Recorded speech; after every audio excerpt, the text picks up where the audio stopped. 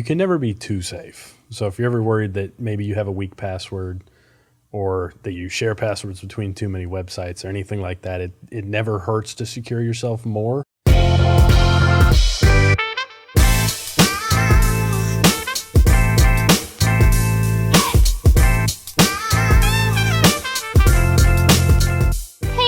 And welcome to another episode of the Go Sokal Podcast. I'm your host, Katy Welch. And I'm your co-host, Chris Mulally. And today we've got a special opportunity to sit down with our Technology Coordinator, Malcolm Stewart. Now, before we even get started, let's get a couple facts about Malcolm. First of all, where did he go to school? Virginia Tech. What did he study? Business Information Technology. What's his favorite hobby? Video games. And then finally, let's return back to his role here. What is, in kind of one sentence, a description of what he does here?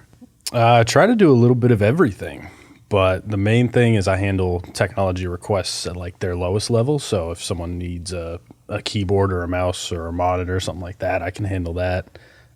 IT requests, if you need something with your email, something on Slack, anything like that, I'm your guy. We're really here to talk to you about bigger issues. Yeah. Like what information technology in general, cloud computing, cybersecurity, all that kind of stuff. So like, we want to just fire them at you if you're cool with that. Yeah, absolutely. All right. The first question we've got is just more generally, what is the role of information technology in today's society? Everything. All of it. I mean, phones, smartwatches we're both wearing, anything that, almost everything has a computer these days. So like door locks to actual computers, film, cameras, microphones, all of it is IT. So it's all over the place. And IT is I think it's the fastest growing career in the nation right now. It's slated to grow like 12% in the next decade or so. So it's big. Yeah. And it's not going away anytime soon. Well, how can businesses use the information technology to improve their productivity and their efficiency? We're going to go over a lot of this stuff, but cloud computing is a big one. We've all got laptops that allow us to collaborate 24/7 around the clock. We've got employees all over the nation that are using IT to connect with clients, with fellow employees, message each other back and forth, share data, files, all of that. And that's true for pretty much every business these days, especially the car dealerships that we work with. They've got their websites that we work, and they can message clients back and forth, schedule service appointments, anything like that. Tell us a little bit about how cloud computing in general works for people who may not encounter it on a day-to-day basis, and kind of changes how we store data in this modern world. Yeah, so cloud computing is pretty much everything that's not a physical drive. Like laptops have the physical drives in them where you get your stuff from your desktop. Cloud computing is things like the Google Drive and iCloud where your photos get stored, all sorts of places like that, like various servers that you use. It's where all the websites get stored. Basically, the entire internet is in the cloud these days. With everything being stored in this, kind of space that nobody can see or touch or anything like that, it's just kind of out there somewhere. I'm sure that presents its fair amount of cyber attack risk. Sure. So what does that exactly look like, and how do we go about making sure those things aren't happening? That we're not, like, our websites aren't getting hacked. How do we keep our information safe? So the cloud is really only as secure as you can make it. So passwords are a big thing. You always want to use like strong passwords, two-factor authentication we'll talk about later. You definitely want to enable that pretty much whenever you can. But it really goes back to passwords. You don't want to share your passwords with everyone. Different cloud services like iCloud, Google Drive, you want separate passwords for each of them. And you just want to change them fairly often, so you just want to keep track of all your passwords. Don't share them with anyone that doesn't need them. You can use a password vault, which we'll talk about later.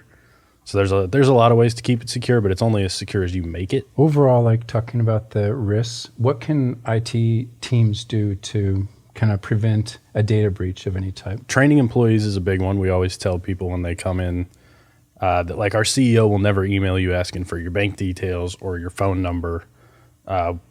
Keep an eye on emails, The phishing is a big thing. So if a random email comes asking you for information that's posing as someone else, that's probably not legitimate. So you want to watch that.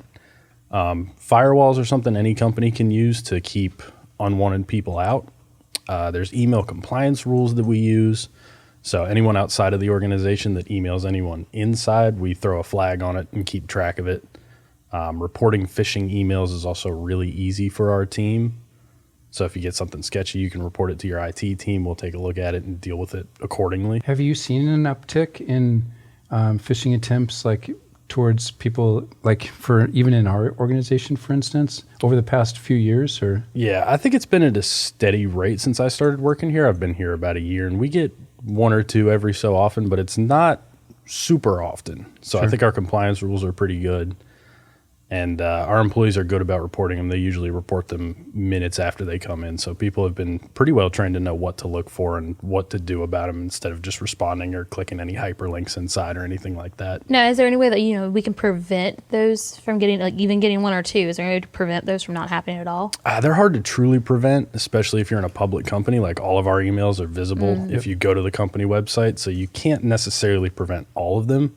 But we do have our rules in place to try to prevent most of them. Just like bot emails generally get prevented pretty well. But when it's people that are phishing, they're hard to filter out, but we do what we can. So, Malcolm, you've mentioned passwords quite a bit during this podcast. And I know myself, and I'm probably like most people listening, I'm not very good about changing my passwords. So tell me why that's such a bad thing. I used to be bad about changing my passwords too. And then in late college, I think I had 50 accounts under one password.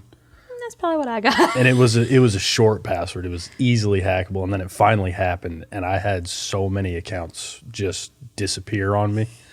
And I think one was not my bank account, but my tax account. Ooh. So that was a whole thing.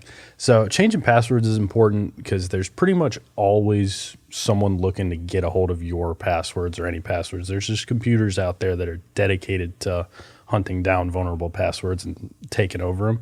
So you want to change them often just to make sure that, it's harder to get to them. It's a new cycle of trying to track them down. And the stronger your password is, the longer it takes. There's a website, I think it's called passwordstrengthmeter.com, where you can put in whatever password you have, and it'll tell you how long like an advanced computer would take to break into that password. Oh, wow. Yeah, so that's something I love to check. Like whenever I'm setting up new accounts for employees, I'll put it in there just to see.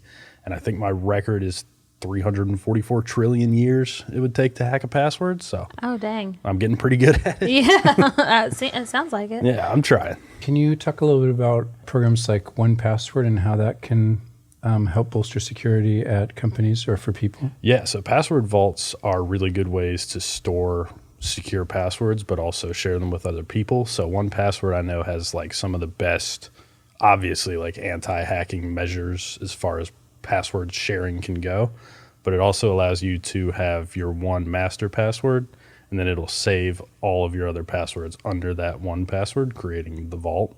So it allows you to just easily keep track of a bunch of super strong passwords. The stronger your password is, the harder it generally is to remember. So 1Password helps with that. It also helps the company keep track of, like one bad practice is to have many, many people using the same password, because that's more computers, that's more chances for it to get found and stolen. So 1Password allows us to have a bunch of accounts, but then our employees can easily access any of their accounts anytime without having to ask us what the password is or do a password reset or just struggle with things like that. I know you mentioned earlier about the two-factor authentication, and I know like my iPhone has it, my computer has it, all of that. So for people that don't know what it is and don't have it turned on because they just don't understand it, what is that? The two-factor authentication is like a final security step. You've probably seen it if you're logging into something where it'll say we've texted you a one-time passcode or we've emailed you, or sometimes it'll be a phone call. And it's just a final security step. As strong, you could have passwords as strong as you want. There's still a chance that they get broken into or at least discovered by a hacker. So it'll call your phone or text you, and it just makes it that much more secure, where even if they figure out the password, they won't have your phone or probably access to your email. So if you ever get like a random two-factor authentication thing, you don't want to let anyone in. So it's also a good way to know if you initiated it, then you're good to go. If you see a random one, it's probably a good time to change your password. Okay, slight change of subject, still general ballpark. What is spoofing? So spoofing is not the same as account hacking, but it can look like your account's been hacked. But spoofing is when someone makes an account on really any platform. It's generally done on social media for like money scams, where someone will copy your profile, your bio, they'll steal some pictures and upload them, and then they'll act like they're you in order to try and scam people out of either sensitive information, mostly money. So like there could be a situation where you get a random Facebook message from your uncle and he's like, hey, I need $100. Here's my Venmo or Cash App or whatever.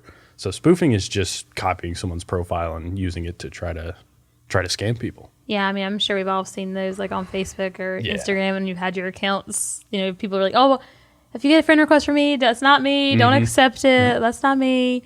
So that's interesting. Is spoofing? Do you think that problem will increase as, I guess, social media? I mean, social media is not going anywhere. Social media is only going to get larger, and I guess as more platforms get out there and get created, I'm assuming. What do you think? Spoofing is going to continue to be a problem from here on out? Definitely. I mean, as soon as you upload something, it's screenshotable, and that's all you really need. If your profile looks like, well, if the spoofer's profile looks like your profile, anybody could fall for it. Yep. So it's probably not going anywhere. It's definitely something to watch out for, but most people don't randomly message you on social media asking for your bank details or random money. So just, be smart when you're opening DMs from people you think you know. This is a question I've been dying to ask. Is TikTok safe? We've heard a lot about answer. We've heard a lot about TikTok, especially recently in the news with states talking about banning it and all of that. Yeah. So, in your expert opinion, should people have the app on their phone? Should they be using it? I've had it for a long time, and I don't have a problem with it, but you definitely have to be careful. I think the big thing with TikTok is that it's coming out of China, whereas, Facebook is probably also selling your data. The big thing is the data selling, right? So TikTok is selling your data. So is Facebook. So is probably every social media you use. So I think the big thing is just that this time it's a foreign country, whereas we all know Facebook sells our data. You know how you talk into your phone and then you get a Facebook ad about something. It happens. So is TikTok safe? It's as safe as anything is online. So keep your account secure and stuff like that. But TikTok is what it is. I mean, it's not going anywhere.